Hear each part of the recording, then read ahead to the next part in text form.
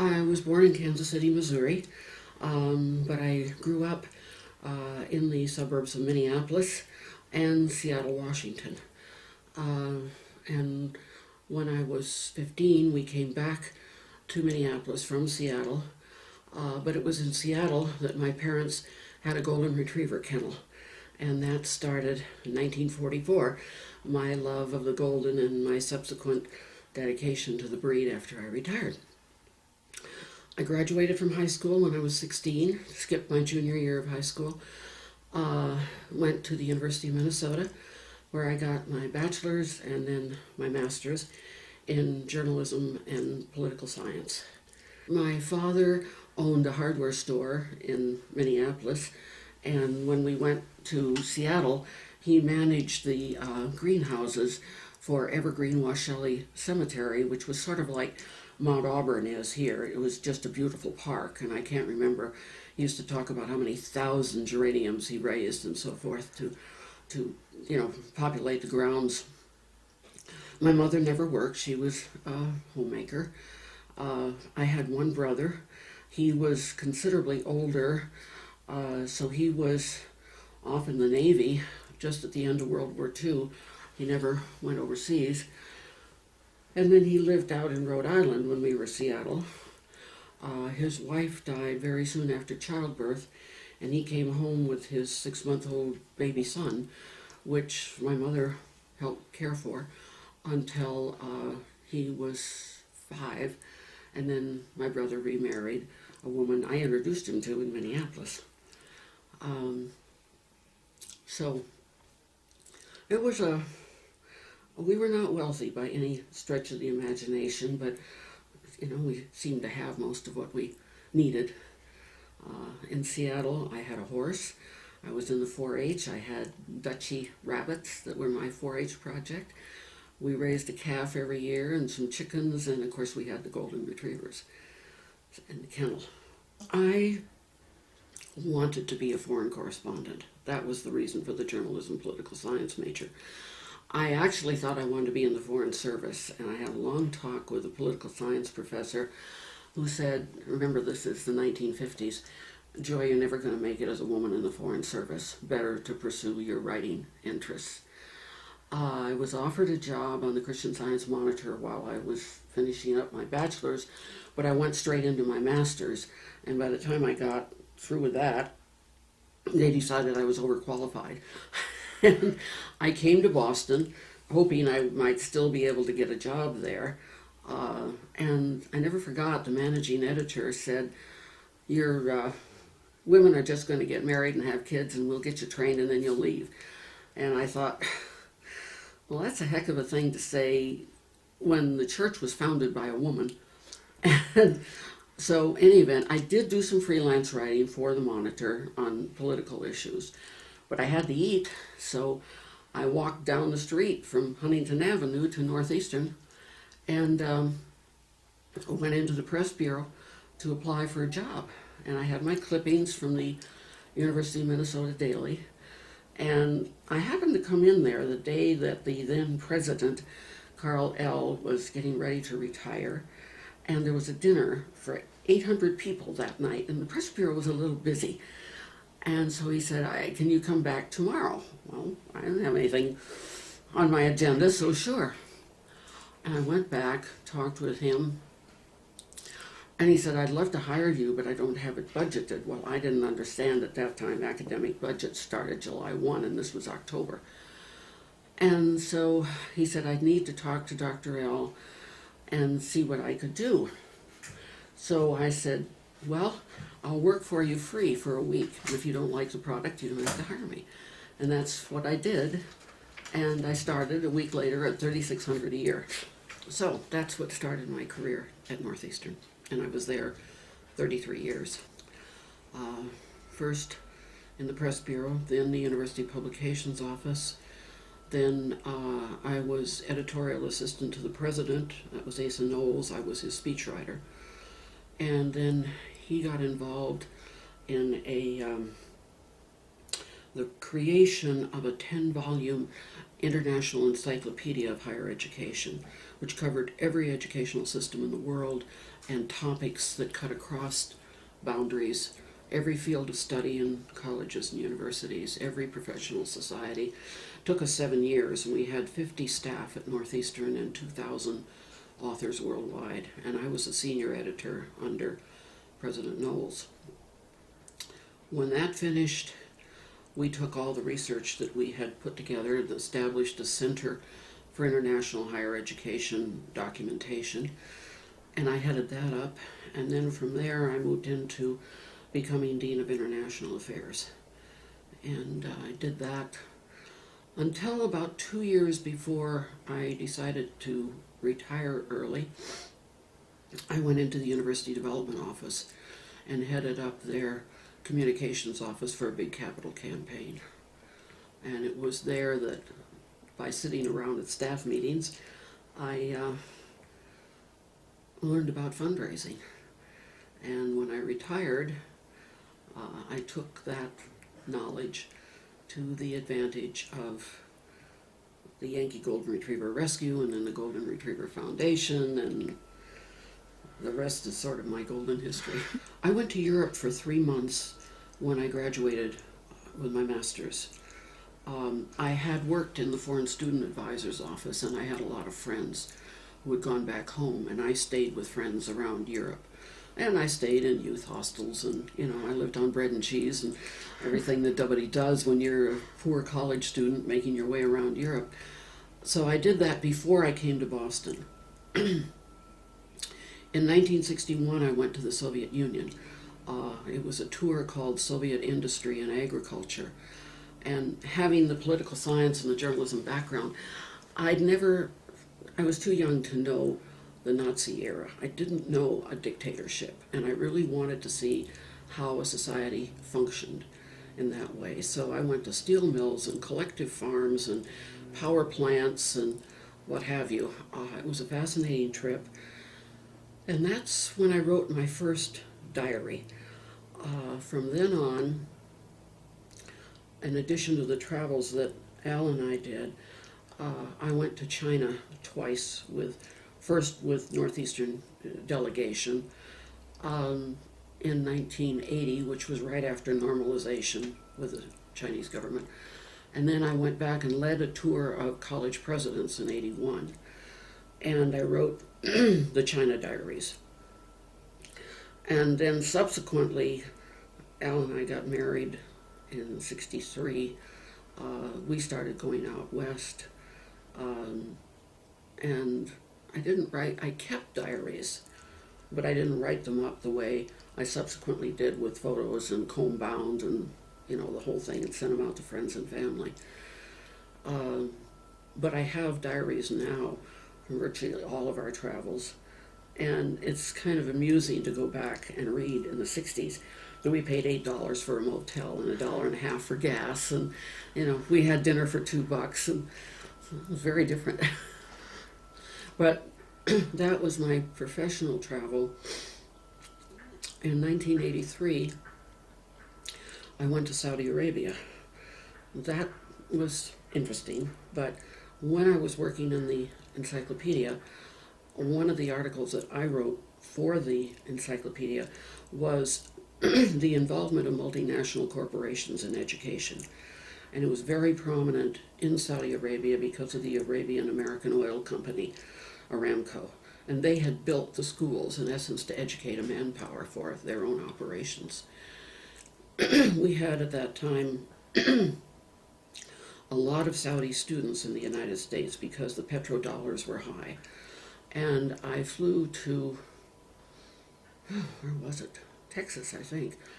I wanted the complete printout of all the Saudi students in the United States because I wanted to do an interview, a questionnaire as to what their plans were. And because of the encyclopedia, I had a bit of a reputation there. They gave it to me. Now, I can imagine that happening today, but I came home in the airplane with a stack like this with the computer printouts on every Saudi student, and I sent out questionnaires, and I did a book which I self-published, but it didn't have the Aramco story because I really needed to be in Saudi Arabia to get that. So I sent the book that I had written and published to the Saudi government, and I'll never forget the day I came back into my office and I saw this huge envelope with stamps all over it and what have you. And I thought, oh my gosh, they're really going to let me come. And that's what it was. It was the official invitation from the Saudi government to come. I didn't have the money. The university wasn't going to give me the money. So I contacted Bechtel Construction, whom they participated in what the corporations were looking for. Citibank, Sippican in Cambridge, and one other, Parsons. And asked if they would each give me $1,000. I'd have enough to pay the airfare, and I knew once I got over there I wasn't going to have a lot of expenses, the hotel probably. And they did. They were so surprised that a woman was getting invited to Saudi Arabia. So my secretary made me long skirts. I had blouses with high necks and long sleeves. I never wore the burqa. I never covered my hair or my face. When I flew over there, I wanted to fly to Dhahran and start with Aramco to sort of get my feet on the ground. And they said, no, you will come to Riyadh. I said, okay, I come to Riyadh. So just before I got there, I saw other Saudi women on the plane getting out of their Western clothes, going into the ladies' room and changing, coming back with their burqas and all that. I put on my long skirt, and when I got off the plane, someone was waiting for me with a car, of course. And I think he must have gone back to report to the head of manpower. Well, she looks all right. I mean, she's made an effort to respect our culture. And I spent 2 weeks interviewing the American multinational corporations and the Saudis and Saudi women. And that was interesting because the Saudi Civil Service Bureau was headed up by Sheikh Turki al-Sudari.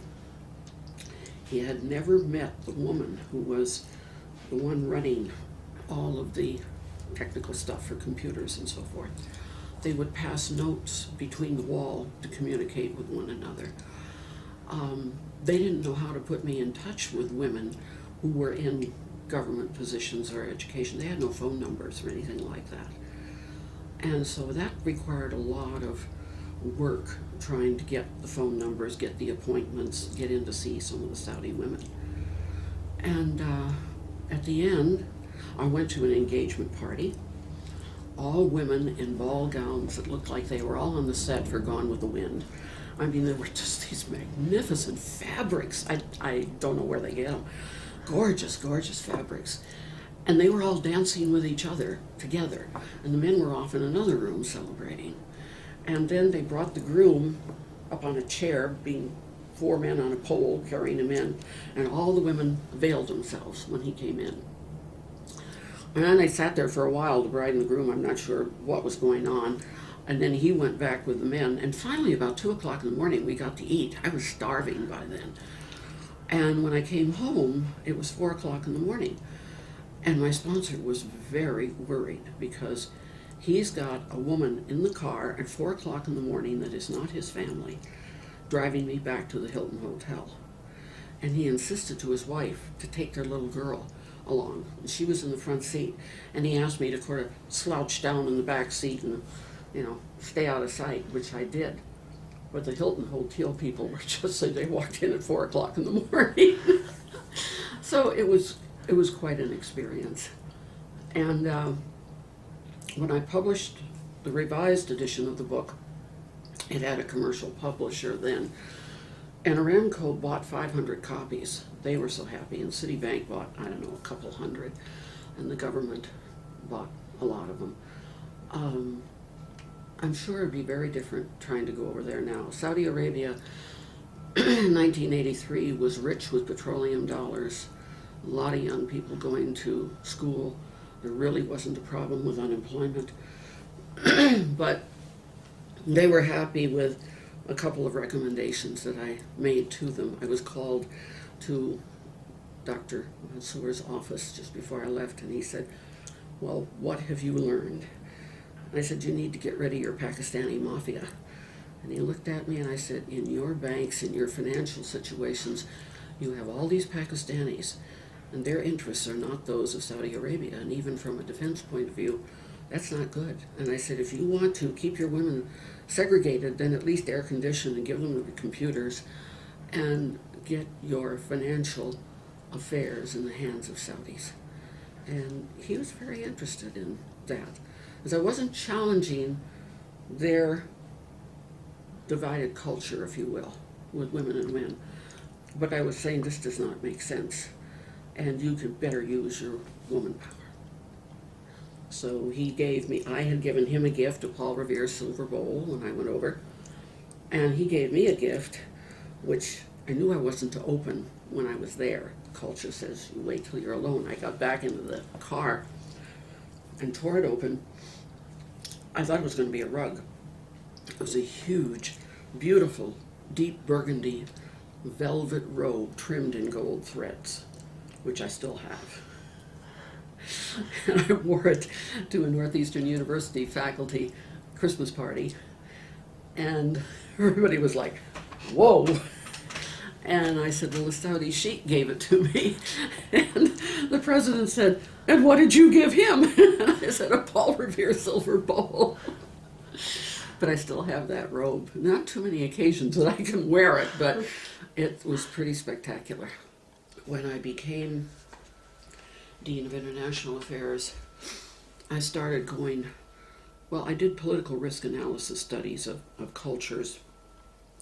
Where might they need graduate programs where Northeastern excelled in computer science and criminal justice and fields like that? So I would be calling on the chief of police in Tokyo, or the head of the computer operations in Thailand or something or other. And everybody says, oh, it's wonderful, you got to go to all those countries. It was a lot of work. I was schlepping along university materials. I would try to get someplace where I could relax a little on the weekend, but I was carrying a lot of heavy paper, and I was working, every day. I would go to the American schools and talk to them about coming to Northeastern.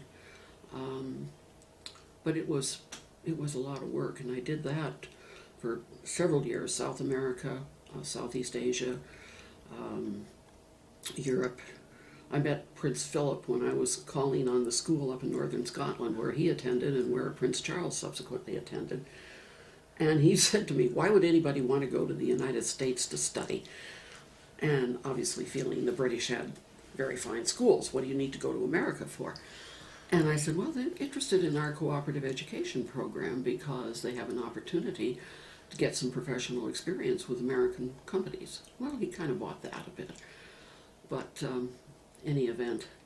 So I did a lot of that kind of travel for the university, quite separate from the travel my husband and I did in terms of nature photography.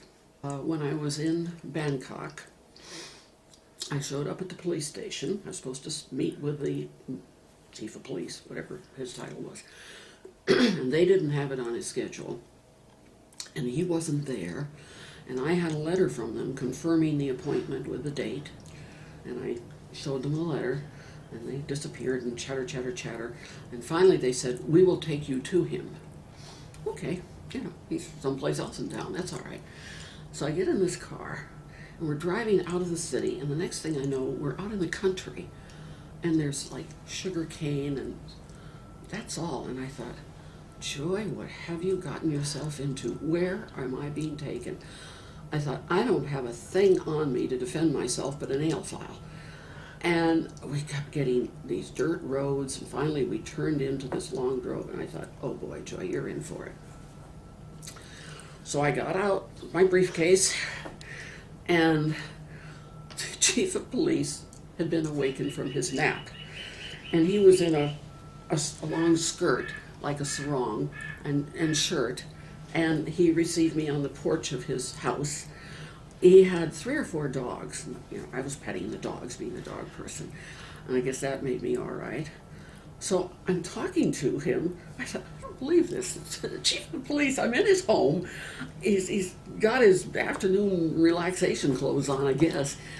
And then his wife came home, and I thought, oh boy, now how do we explain this? I started talking to her about the Northeastern University criminal justice programs. And when it was all over, they drove me back to my hotel in Bangkok. And I thought, that was a weird one. That was really weird. And in Egypt, I also was seeing the Ministry of Justice, I think it was called. And as I left, they gave me a little token. It was a little pin that the police wear. And I had it on my jacket.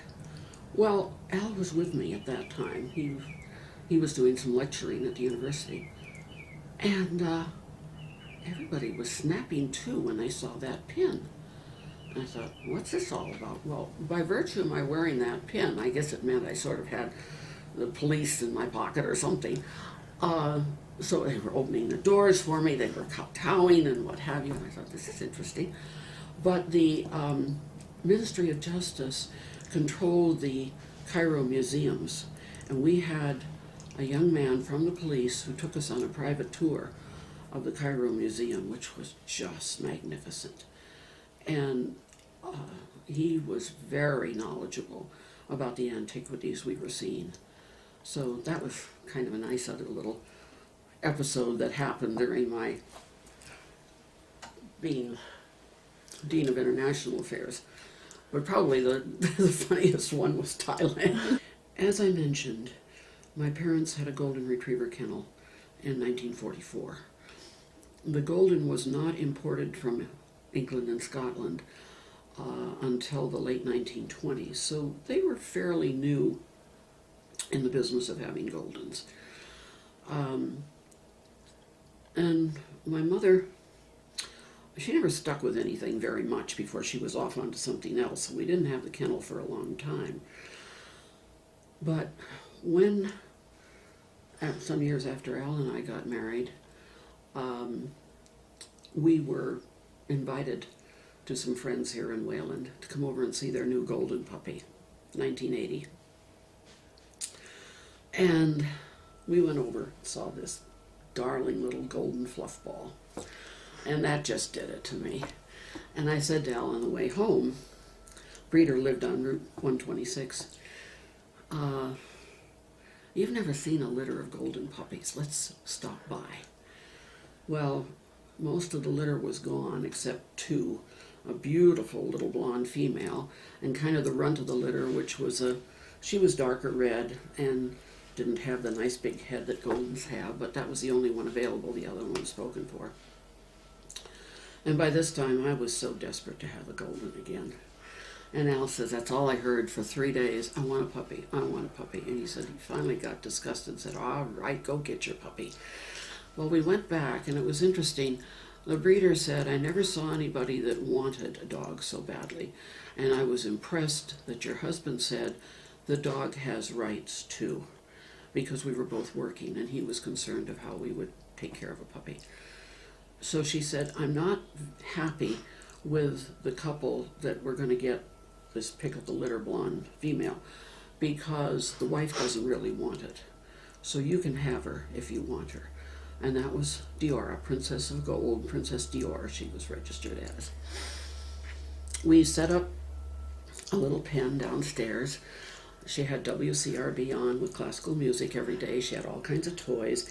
And then we arranged with the next door neighbor that his son would come up after school and take her for a walk. Well, it was like the Pied Piper of Hamelin. Every kid in the neighborhood was following along with this little puppy. You probably know all about that right now. Everybody wants to play with a puppy. And to her dying day, she was crazy about children. But that got me started back into the golden community. In 1986, I became aware of Yankee Golden Retriever Rescue. The first fundraiser I did was a yard sale here in Wayland, and I contacted golden people and said, you know, bring your stuff. It's all going to benefit Yankee Rescue. And at that point, rescue was really hand to mouth every week to have enough money for the food and medical bills. And we raised $800, which would take us through a couple of months in those days. And then I started working with the Yankee Rescue, came on the board. I retired from Northeastern, had been in the development office.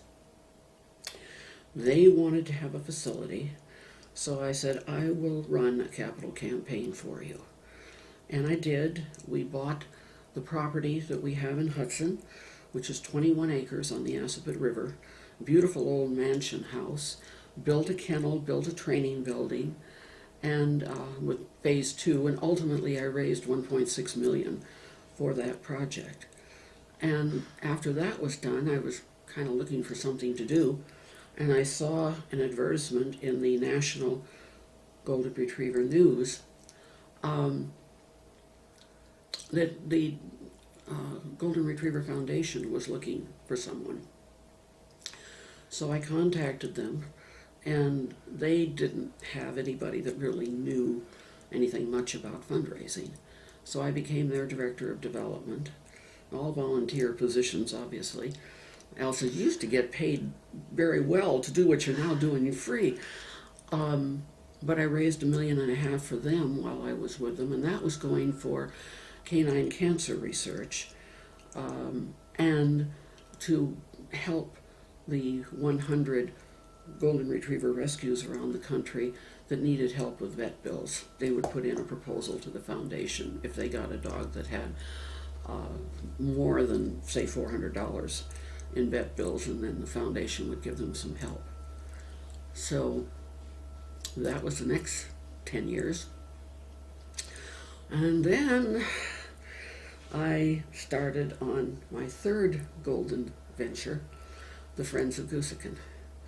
Goosekin is the estate in the Scottish Highlands where the Golden Retriever originated in 1868. In 2013, they had a big gathering, and I went over there with a girlfriend, and the mansion is now in ruins, but we had, I don't know how many 100 Goldens and their owners from all over the country. And they had, sort of pseudo Highland games, and we had Scottish dancing, and we had pipers, and we had 3 or 4 days of events. And some of us were talking about the fact that there was nothing in this little village of Tomic, which had been built by Lord Tweedmouth, who owned Goosekin, for his workers. There was nothing to say that this is where the Golden originated.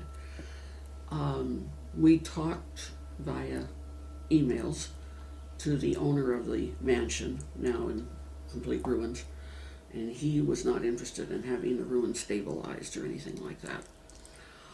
So we got the idea of doing a bronze life-size statue that could sit in the town saying, this is the ancestral home of the Golden. So I came back to Boston and started fundraising again. We put up a website. We got on Facebook, and we raised the money for the statue. The artist was in England. They shipped the statue up to Scotland. We went through all manner of lawyers and getting the permission of the Highland Council, and I didn't think we were ever going to get to actually the statue. But last August 2014, we unveiled the statue. I went back over, and we had about 100 people in Goldens. We had a bagpiper. We traipsed through the town and around Lord Tweedmouth's Memorial and back to the statue for the unveiling. And this spring, we had hired a landscaper. I'd had another miniature campaign to hire a landscaper to do landscaping around the statue because it was just the wild growing bracken and what have you of the countryside. So it's now been landscaped. But I continue to fundraise because we have to pay obligatory liability insurance, which Scotland requires in case some child climbs up on the statue and falls off and bumps his nose. We're liable. And insuring the statue. and doing some educational programs, one of which I can show you was the a walking guide to historic Goosekin.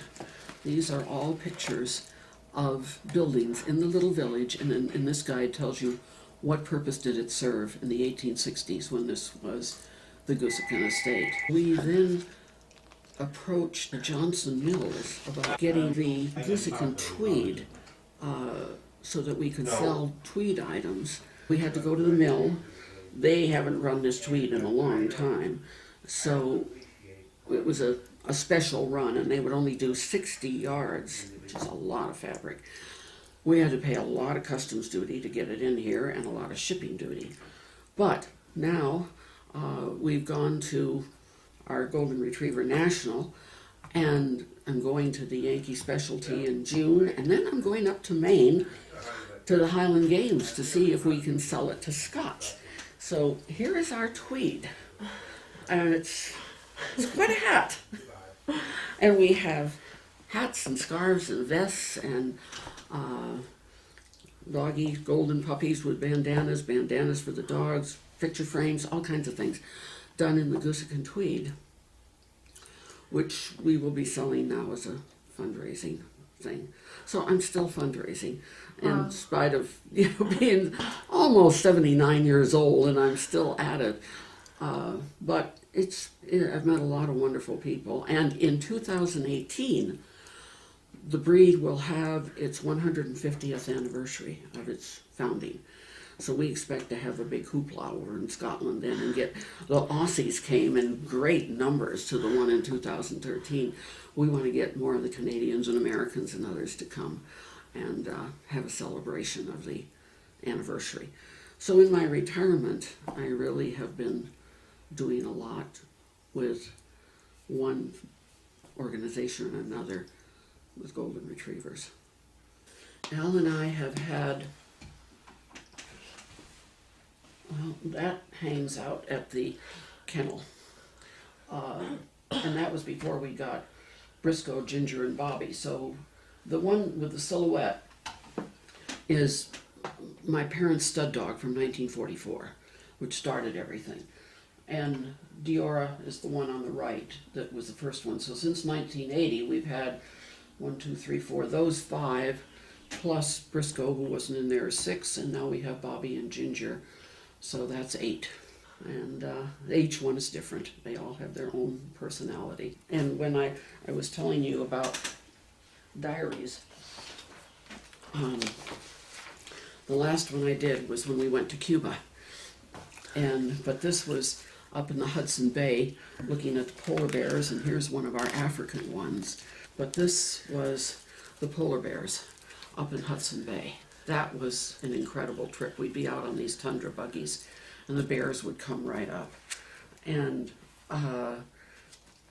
that was just one of the most thrilling trips. We'd be in this long train of tundra buggies, and then they'd detach. We'd be sleeping in bunk beds in the dining room, and then they'd detach us at the end, and we'd go off all day and look for the bears and photograph them.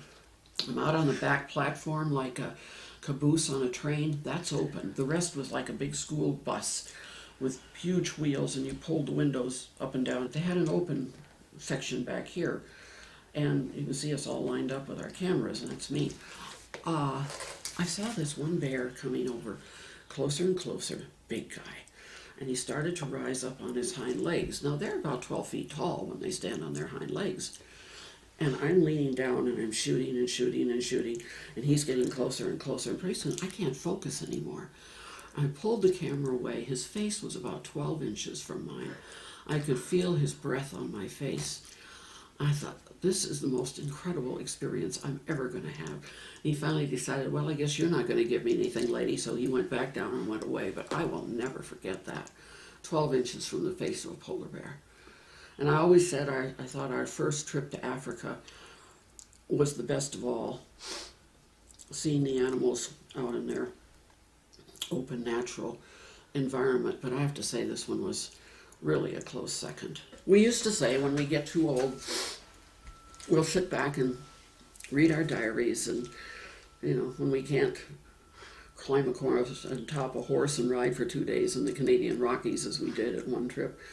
And that's all right. I mean, we had all these wonderful experiences which are still very fresh in our mind. So if I just sit and read the diaries about it now, that's okay too.